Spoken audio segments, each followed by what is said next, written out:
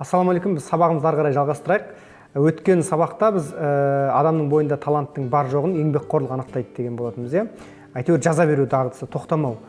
Не жазсаңыз да, енді әрине әңгіме сценарий туралы болғандықтан сценарий жазғаныңыз дұрыс қой.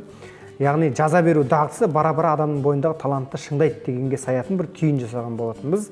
Енді шын жазғыш адам жазу барысында энергия алады.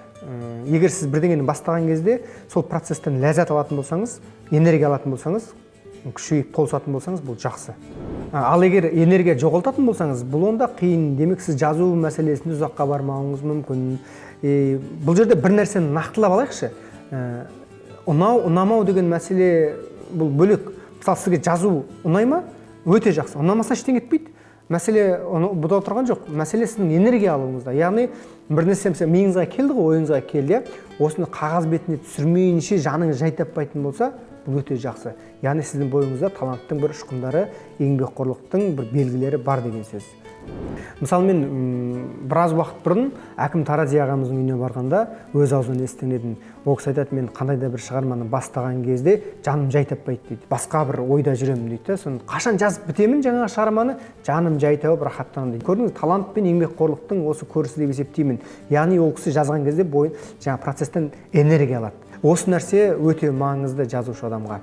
Таланттысыз ба, талантты емессіз ба дегеннен басталды ғой. Осы мәселеге қатысты сізге тағы өзіңізді бекіте түсетін нәрсе эксперттің пікірін тыңдау. Бұл жерде Фейсбуктағы адамдардың пікірін, ютубтағы пікірлерді шатастыра алмау керек. Өзіңіздің салаңыздан болмағанын жақсырақ деп айтады кітаптарда. Себебі бәрібір енді шығармашылық адамдар аздап қызғаншақтау болады дейді. Кейде бір бағасын әділ бермей қалуы мүмкін деген сияқты осындай бір жорамалдар бар. Бұмен келісесіз бе, келіспейсіз бе, бұл басқа мәселе. Бірақ та универсалды бір жақсы бір әмбебап жауап алу үшін мүмкін болса интеллектуал адамнан, яғни сіздің экспертіңіз ол интеллектуал болса, және осы кино саласынан білімі болса, инженериядан білімі болса, немесе жалпы мына тарихтан білімі болса, өте жақсы болады. Осындай экспертіңіз бар ма?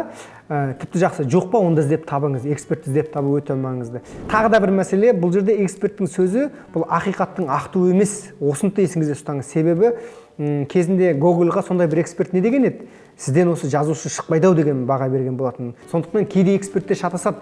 Мәселе бұл жерде эксперттің пікірі сізді дұрыс бағытқа қарай бұруға ғана керек. Кей кезде бір кетіп бара жатасыз ғой былай-былай. Сол кезде сіз дұрыс бағытқа бір бұрылуыңызға сеп болатын болса, бұл өте жақсы. Әдетте жаңа жаза бастаған кезде адам адасады. Адасқанда қалай?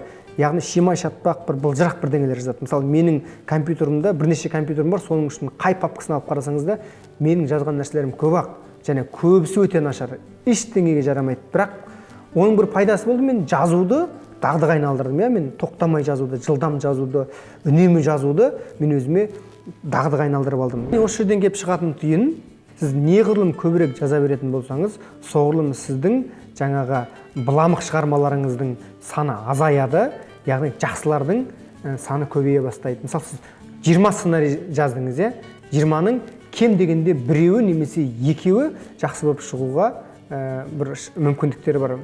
Бұл жерде Вуди Алленнің жаңағы тәсілін пайдалануға болады. Вуди Аллен не дейді? Мен сападан гөрі санға көбірек жұмыс істеймін дейді.